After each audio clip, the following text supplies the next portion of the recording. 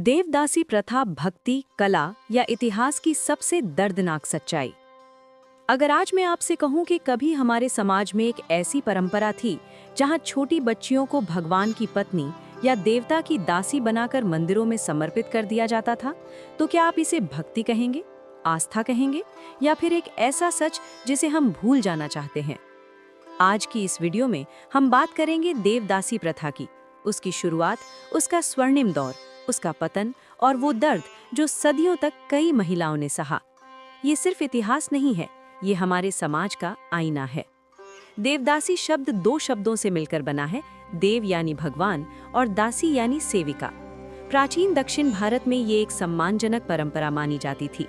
विशेष रूप से चोल साम्राज्य के समय मंदिरों का अत्यधिक विकास हुआ। मंदिर सिर्फ पूजा के स्थान नहीं थे, बल्कि वे शिक्षा, संगीत, नृत्य और संस्कृति के केंद्र थे। देवदासियां इन मंदिरों का अभिन्न हिस्सा थीं। इतिहास बताता है कि उस समय देवदासियां उच्च प्रशिक्षित कलाकार होती थीं। वे शास्त्रीय नृत्य, विशेष रूप से भरतनाट्यम में पारंगत होती थीं। वे संस्कृत और क्षेत्रीय भाषाओं का ज्ञान रखती थीं। वे धार्मिक अनुष्ठानों में भाग लेती थीं, मंदिर की संपत्ति का प्रबंधन करती थीं और कई बार राजाओं के दरबार में भी सम्मान पाती थीं। बाद में विजयनगर साम्राज्य के दौर में भी मंदिर संस्कृति अपने चरम पर थी। उस समय देवदासियों को भूमि, धन और सामाजिक सुरक्षा दी जाती थी। वे आर्थिक रूप से स्वतंत्र थीं, समाज उन्हें सम्मान देता था। लेकिन इतिहास का पहिया घूमता है। जब राजशाही कमजोर हुई, जब आक्रमण हुए, जब आर्थिक संरचना बदली, तब मंदिरों का संरक्षण भी कम होने लगा। धीरे धीरे वो व्यवस्था जो कभी कला और भक्ति की संरक्षक थी, कमजोर पड़ गई। यहीं से देवदासी प्रथा का पतन शुरू हुआ। जहां कभी सम्मान था, वहां शोषण ने जगह लेना शुरू किया। गरीब परिवारों को ये समझाया जाने लगा कि अपनी बेटी को भगवान को समर्पित करना पुण्य का काम है। कई बार परिवार गरीबी और सामाजिक दबाव के कारण मजबूर हो जाते थे। छोटी उम्र की बच्चियों को मंदिर में चढ़ा दिया जाता था, बिना उनकी इच्छा के।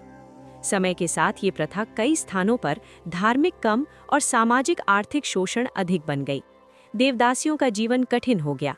उन्हें विवाह की अनुमति नहीं थी, क्योंकि उन्हें भगवान की पत्नी माना जाता था। लेकिन समाज ने उन्हें वो सम्मान भी नहीं दिया जो एक पत्नी को मिलता है।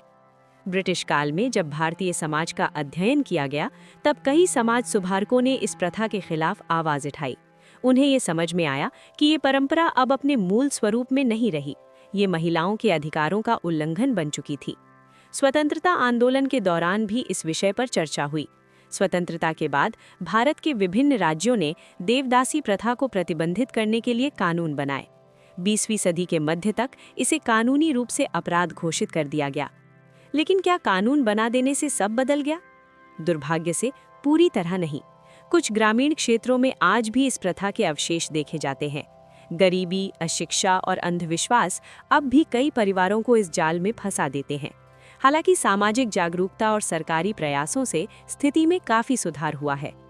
अब एक महत्वपूर्ण सवाल, क्या देवदासी प्रथा पूरी तरह बुरी थी? इतिहास को समझते समय हमें संतुलित दृष्टिकोण रखना चाहिए।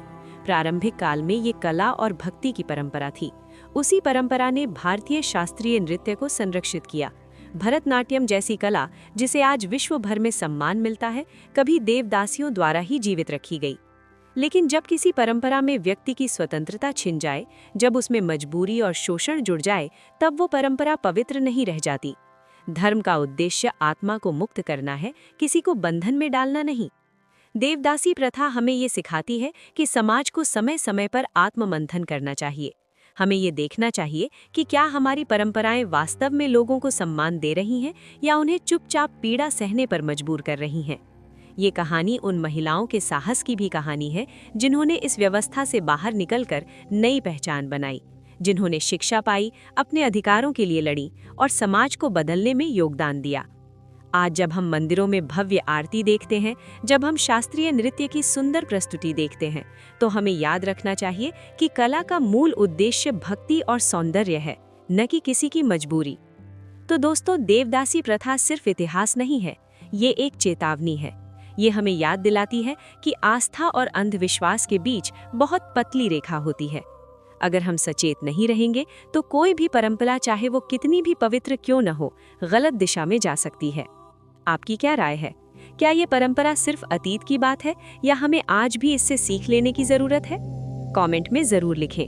अगर ये वीडियो आपको सोचने पर मजबूर करे तो इसे शेयर करें ताकि और लोग भी इस इतिहास को जान सकें। याद रखिए, सच्ची भक्ति वही है जिसमें समानता, सम्मान और मानवता हो। धन्यवाद।